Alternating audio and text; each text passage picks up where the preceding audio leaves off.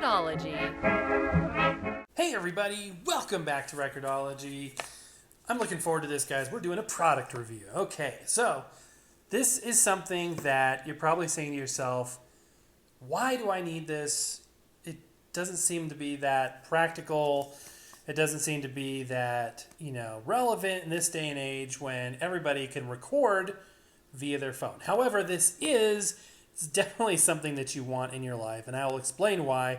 Plus, we'll play with it, we'll experiment with it, and all that good stuff. This is the digital voice recorder and so much more from Monodeal, although it doesn't say Monodeal anywhere on the packaging, which is kind of interesting. I think they could have done a little bit better with the artwork on there, so we need something kind of beautiful to add to the on-screen effect. So we have a beautiful glittery pumpkin to give it some sex appeal, much needed. So yeah, this is really cool. I'm not going to read the box features. I'm going to unbox it and kind of show you what it does, and we'll go from there. The box slides out like that. Apparently it's available in a variety of colors. I have the charcoal one, as it were. This is the manual, and definitely want to hold on to that. There's good information. This does a lot of stuff. Here's the recorder. This is kind of a thing now. These like little small handheld recorders. There's a bunch of them on the market. Even Sony has one. That one goes for up to $100. This one's only $29.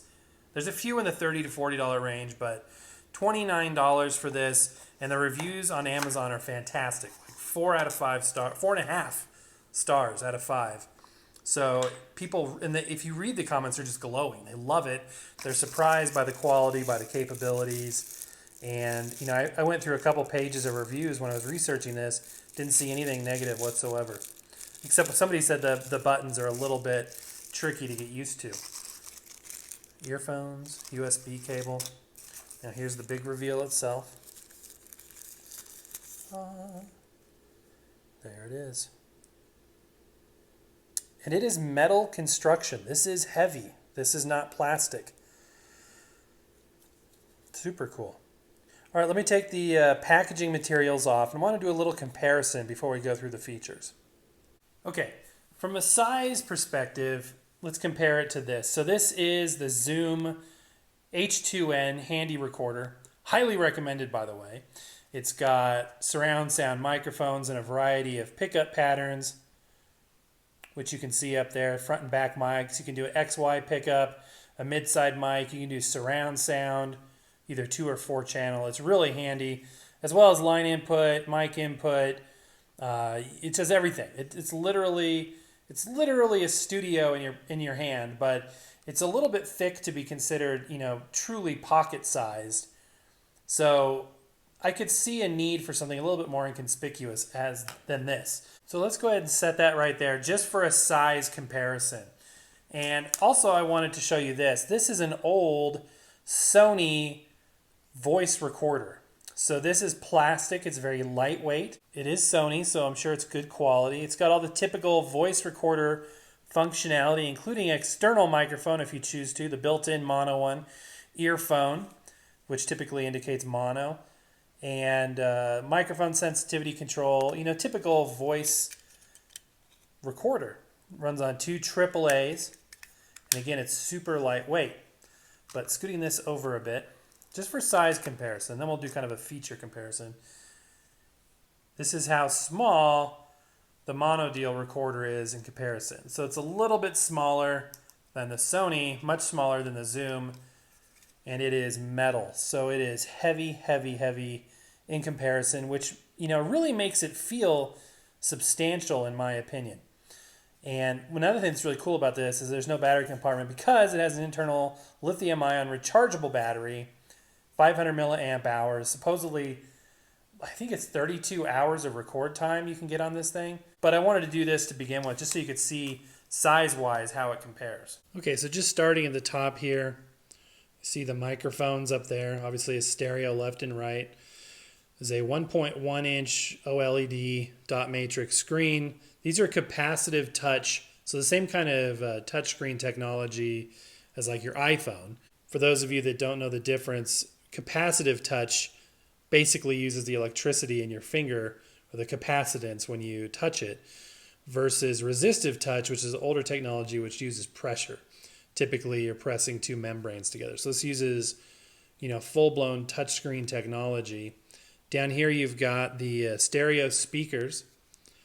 On the side here, you've got your USB port right there. It does have a micro SD card slot, which is also known as a TF card slot. I guess I should turn this around. On and off switch. Nothing on the bottom. On this side, this is a noise cancellation switch, lock and unlock, and then the record switch as well. You flip it up to start recording and down to stop. And apparently, you can do voice-activated recording as well. This is the headphone jack stereo, unlike the old Sony. That's truly just a voice recorder. This is really a multimedia player. And then the line input, and that's the key right there, guys. That's what makes it really exciting, because we can use this. You may be saying, well, what does this have to do with, vinyl and records and all that stuff? Well, this gives you the ability to digitize records on record players that don't have USB outputs. Or if you don't want to deal with the computer and you want higher quality than a lot of the built-in sort of USB recording tools give you on some of the all-in-ones, this will give you wave control or wave quality, which is uncompressed pulse code modulated audio, and it'll do MP3s as well. Okay, so flipping it on, we come to the welcome screen, and from here you can use the left and right arrows to go through the different menu choices. So if I select recordings, I can look at my recorded files. I can change the format from MP3 to PCM, which is wave. I can do record from, which is probably going to be line in or microphone. We're going to start with a microphone test, might as well. Oops. Let's see here. Yeah, so we want microphone. What other choices are? Telephone recorder. Recording, interesting. But we're going to do microphone for right now. Let's go back. Recording, oops. Sorry, this is hard to do while I'm filming. Let's see, bitrate. So this is interesting. So the bitrate choices are 512, 768, 1024. 1536 is the highest resolution. So you can do a 1536 kilobit per second wave file. That's pretty dang good. That's definitely, sufficient for way beyond voice recording capabilities, but also, for what you're going to need to do for line input recordings as well. Okay, so FM radio, setup menu. I won't go through all this stuff. I mean, you can read about that on the Amazon page, but it's got some cool features. Let's start by just doing a voice recording. Okay, so I'm going to record, and then we'll just play back on this to begin with, and then we'll plug it into a better speaker and test that as well. So here I go. Now that I'm in the recordings screen, I'm flipping this up. Please wait. I'm waiting to start my recording.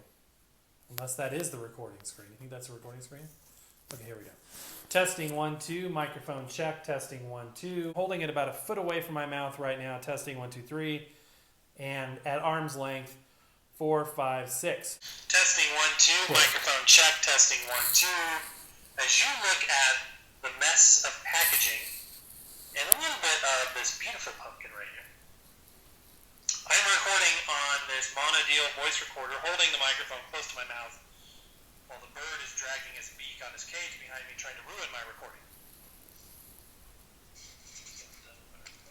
Now let's do a further test. I'm holding it about a foot away from my mouth right now, testing 1, 2, 3, and at arm's length, 4, 5, 6. It sounds better when you're holding it about a foot away. So that's really, really interesting. Okay, let me connect it now to a speaker, and let's hear what the sound quality is like on that. 1, 2, microphone check, testing 1, 2.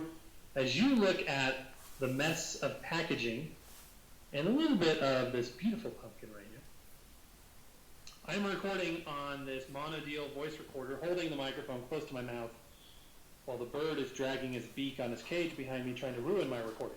The microphones are so sensitive that you really need to hold it about a foot away, if not at arm's length, to get the right sound quality. It is automatic gain control. So for people that do a lot of recording, ultimately you want to be able to set your input gain. This will do it automatically, meaning you don't have to worry about, the level distorting unless you're screaming into the mic an inch away from it like I was. But on the other hand, it's kind of nice to not have to worry about doing that for, you know, stuff that doesn't really matter that much. Plus, it'll take some time for me to really understand how good the automatic gain control is on this. If it's not that good, sometimes the throttling up and down with the sound pressure levels can be annoying, but that remains to be seen. Okay, let's go ahead and by the way, once I was holding the microphone, you know, a ways away from my mouth, the sound was perfect. It was really rich. It sounded really good on that speaker. Let's go ahead and record on this antique phonograph here, the 1917 Vita Nola.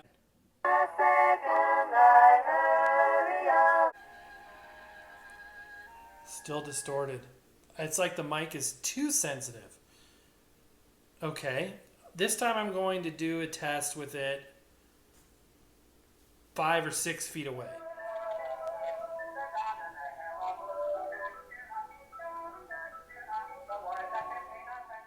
I feel like if I get the distance and everything set and the volume on the device, I'll have better luck. But so far it sounds like it's just, it likes to distort because I think it's turning the gain up too high. I don't know. It could be me. I've just the first time out of the box with this thing. Let me go ahead and try an 8-track dub direct to the line input. Let's see how that works. Okay, so I've used this before, the line output. Actually, it's a headphone jack on this. And with the right volume setting, you get true line level signal. So we're going to switch this to the line input on here. And we're going to start our tape playing. Helps if you turn it on.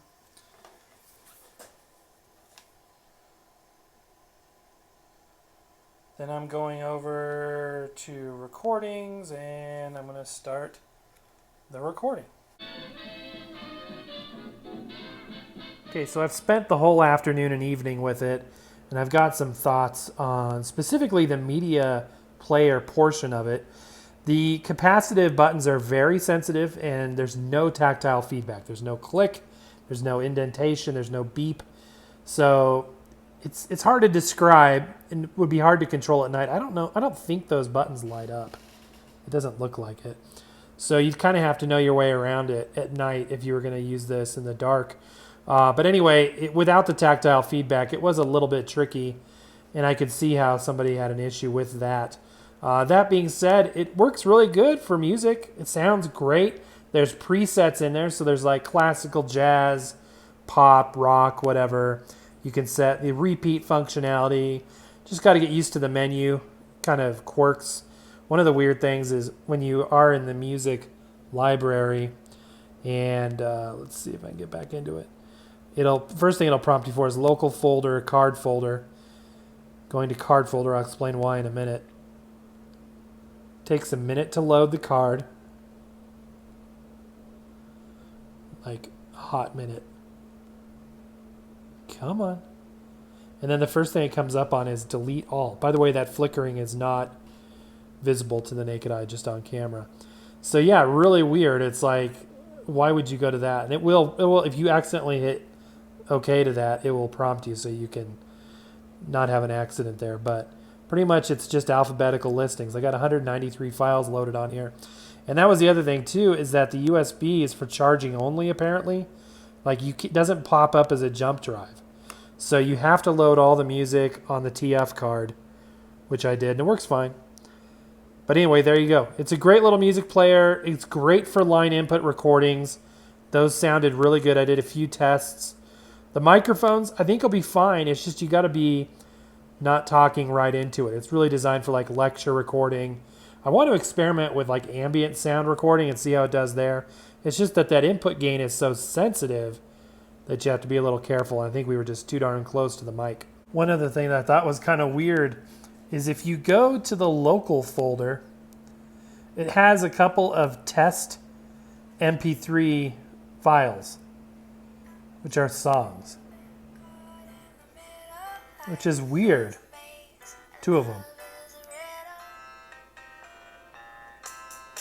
So these come built in. I've never seen anything like that before. Kind of cool. Using it for the first time while demoing it, it's kind of risky and kind of tricky, but I wanted you guys to see this video right away. certainly as time goes by and I have more chance to play with it, which I intend on doing, I'll get the hang of stuff and maybe we'll do a further video down the way. I do believe that this product is quality. Everything that I could see, it seems to work really well. When it comes to recording stuff, microphones, levels, things like that, takes a little getting used to, getting used to how sensitive they are and whatnot. But overall, I feel like this is a quality product. Right now, I'm recording about 2.5 feet from the microphone in a nice dead space compared to the other room, which, as you know, is kind of echoey, and it can play havoc on automatic gain controls as well. So there you go. The line input sound recording was fantastic. By the way, the resolution on all of these sound recordings I did today was 512 kilobit per second wave.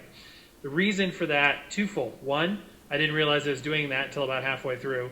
And number two, because we're watching this on a compressed YouTube video, you wouldn't be able to tell much of a difference anyway, unless you were able to hear it in person. And again, for myself, from my own experience, I'm going to need to spend some time with it, do some test recordings, and really get a sense for what this thing can do. But anyway, guys, that's going to do it for today. Thank you so much for watching. Happy record hunting. We will see you tomorrow.